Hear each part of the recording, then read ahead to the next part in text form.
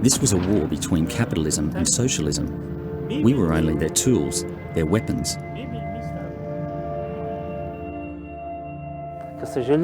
Unfortunately, all the mistakes made at that time are being repeated today by the United States and NATO.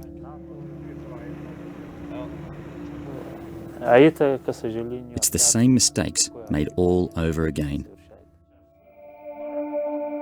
Zalmay Weezer was a general in the Afghan army heading the communist state's elite fighting units. Fighting together with the Soviet occupation force for years, Zalmay believed in the communist pledge of equality for all in his poor nation. When the Soviet Union pulled out of Afghanistan on February 15, 1989, Weezer, along with thousands of other Afghan communists, had no other choice but to leave Afghanistan for Russia. Today he has no citizenship and lives in Moscow trying to make a living as a jewelry salesman. Is this NATO? Russia doesn't have laws granting us status as refugees. We have no status here, no passport and no official documents. Without these, we can't legally work, get an education or rent an apartment here. It makes life very difficult for us, and it's very expensive.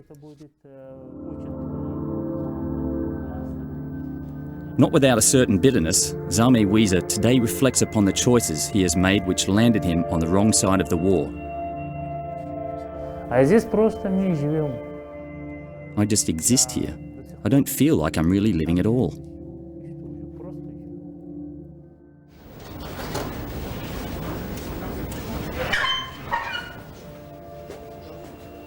It's a late Monday evening and a group of middle-aged men get together to play ice hockey. They're veterans of the Afghanistan war. Many of them were badly injured in the campaign, a fact that their own government would prefer to forget about. The camaraderie and shared memories are all they have left.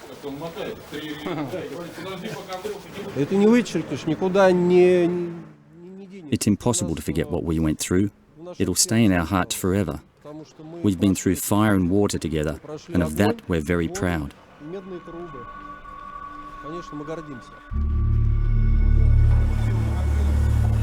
Serget Sokolov was a fighter pilot in Afghanistan. In his Su-17 bomber, he accomplished more than 100 missions against an enemy he never met face to face. I always felt that we were in fact fighting against the West, the United States. The Afghans were receiving the money and the weapons to fight us from abroad. It wasn't the Afghan people who were the enemy, but America.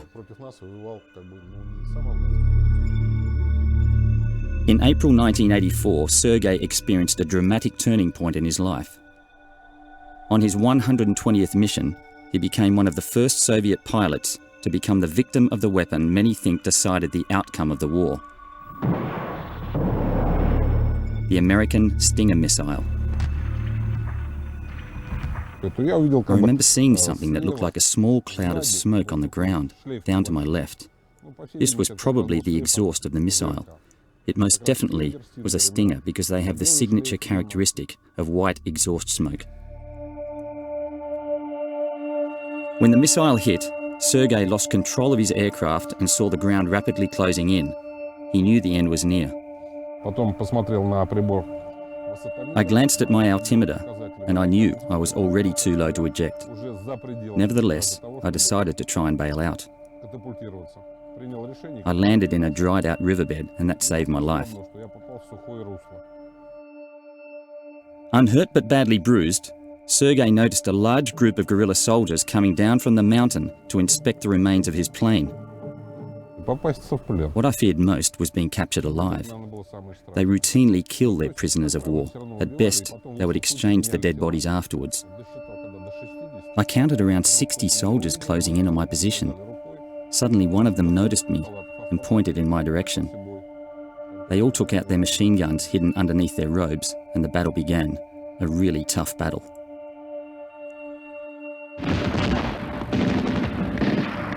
Armed with just a submachine gun and a few hand grenades, the airman stood his ground for an hour. Then he ran out of ammunition. Sergey realised the battle was lost. At this point, I'd been wounded. I didn't realise how seriously until I noticed that I was losing my strength. I'd lost a lot of blood and was starting to see unclearly.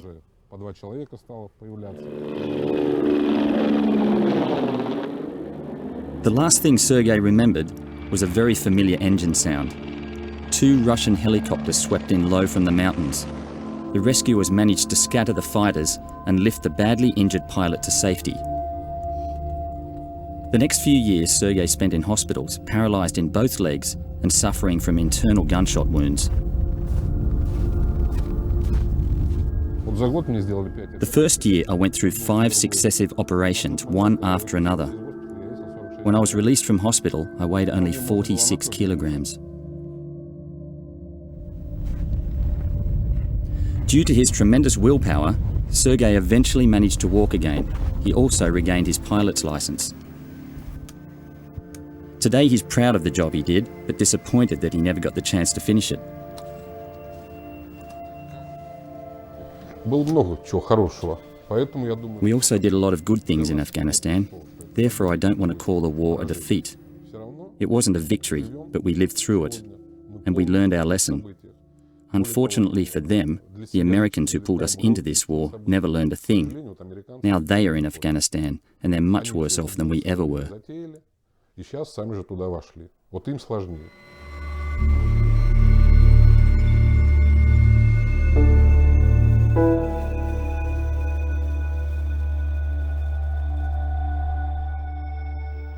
Almost 15,000 Soviet soldiers were killed in Afghanistan from 1979 to 1989.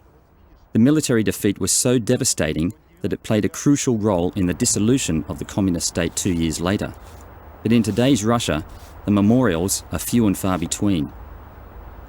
Only recently has the government decided to fund the only Russian museum dedicated to the Afghan war. Скромные, потому что на тот момент, когда закончилась война, наше государство, естественно. The museum is very modest because when the war ended, the Soviet Union was disintegrating. We had to pull out of the war, and the government wasn't very interested in paying remembrance to this. We who served in Afghanistan had to build the museum for ourselves.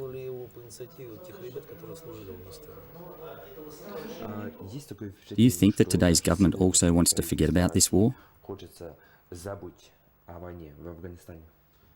It may well be that it wants to forget, but it can't, because the war in Afghanistan still goes on.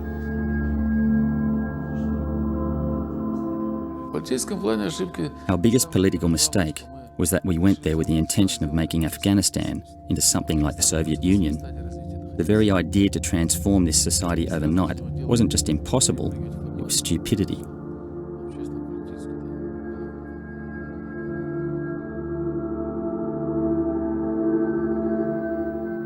As the number of killed and injured soldiers increased, the Soviet government increased its propaganda in an effort to dupe the population into believing that their cause was justified.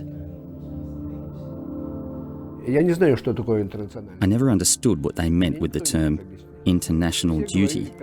Still, everybody kept repeating this expression like parrots. In 1980, Vladimir Fadeyev had a career hosting his own radio program on Soviet national radio. However, Vladimir seemingly had one flaw.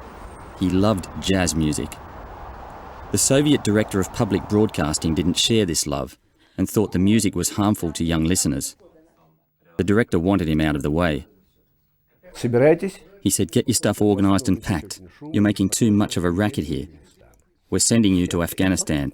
And so I ended up in Afghanistan. As a Soviet TV and radio correspondent, Vladimir had severe restrictions on what he could say and show. Russian losses, for instance, could only be mentioned on the air once a week. И мы рассказывали о том, что где-то вот в Кишлаке открылась школа, там, так сказать. We made stories about the building of new schools in villages, about our soldiers constructing irrigation plants for the farmers. Of course, this got pretty boring after a while. I don't think our viewers and readers ever got the full picture of what was happening there and why it took so much time.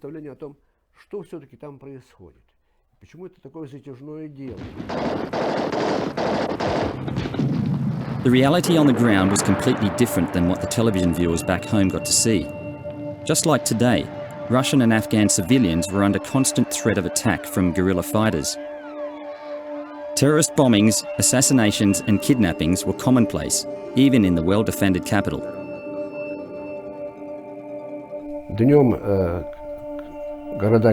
During the day, the Afghan government forces controlled the cities with our help. But as soon as the sun set, the resistance ruled the world. We called them the Dushmans. It's an Afghan word which means enemy.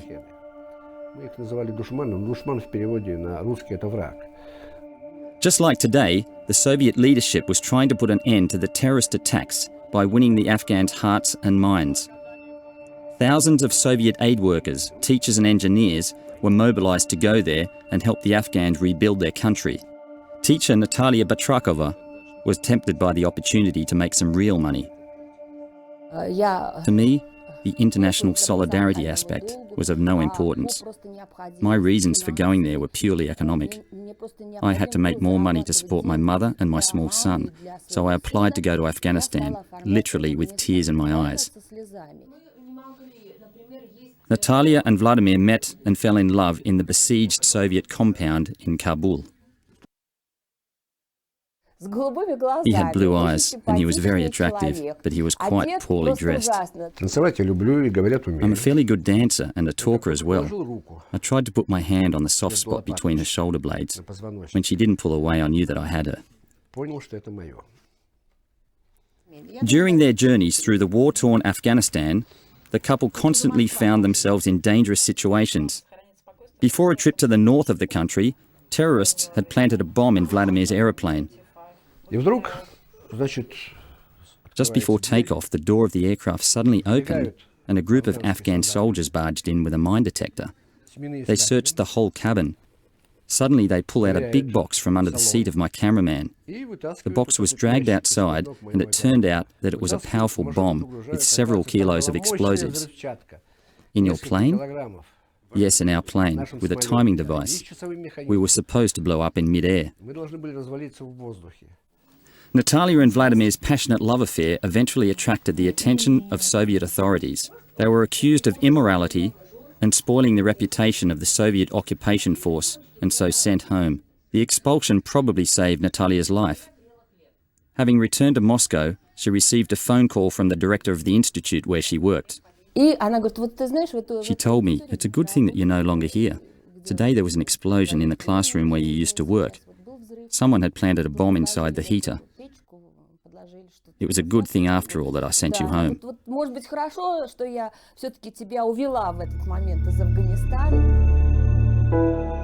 Despite their overwhelming military force, the Soviets never managed to control more than 20% of Afghanistan. February 15, 1989, the last Soviet tank left the country. Thousands of Soviet mothers and fathers greeted the withdrawal with immense joy. I cried when I watched on TV how our boys were leaving, because so much blood had been shed in such a short time, so many young lives, and for what?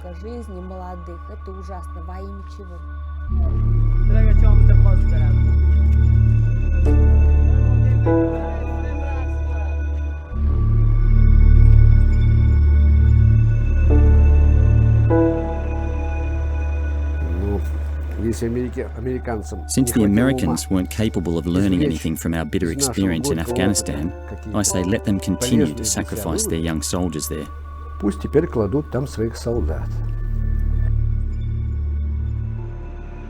At the peak of the occupation, more than 110,000 Soviet soldiers were in Afghanistan. Russian military experts have estimated that they would have needed 3 times as many troops to seal off the border with Pakistan and destroy the supply routes of the Mujahedeen. Today, NATO has a little over 50,000 troops in Afghanistan. fight a Taliban which just keeps getting stronger. Again, the illegal opium production is rising, and again the borders to the south have proven impossible to seal. According to new statistics, 15,000 Russians die every year from Afghan heroin. That's exactly how many Russian troops were killed during 10 years of fighting in Afghanistan. Many Russians today believe the mistakes of the 80s have now come back to haunt them. Я считаю, что нам не нужно было входить в Афганистан. I'm certain that it was necessary for us to invade Afghanistan. Еще более уверен. I'm even more certain that it was wrong of us to leave because we never finished the job that we were there to do. Поставленные цели до конца. The same mistakes are being made all over again. Again, they're trying to force the Afghans into another way of life. But the Afghans are living their lives, just as they were when they defeated us. Я испытываю некоторое чувство. I really believe that they deserve what they get. The West will never be able to get out of Afghanistan. It's impossible to defeat the Afghans. Не забывайте свои вещи. General Salme Weezer carefully follows the news coming out of his home country. The exile believes strongly that the West's mistakes in Afghanistan are ever more serious than the Soviet Union's mistakes. Они очень тесно не читают обычаи наши. They don't care about our traditions. They treat people badly. They know nothing about our culture, and on top of that, they keep betraying their own allies, Они all the people who believed in them. им близко. Или кто им, например, верит, они им обманывают. Weezer still hopes that one day he will be forgiven for fighting with the Soviets and be welcomed back to Afghanistan. Я так люблю I love my свою country more than страну, anything. как любой человек в мире. For 20 years, I've been living here in Moscow, Но это hoping to be able to return to Afghanistan. In fact, I never wanted to leave in the first place. But today, the way I analyse the situation, it's gotten worse. And it will continue to get worse. хуже и будет еще хуже.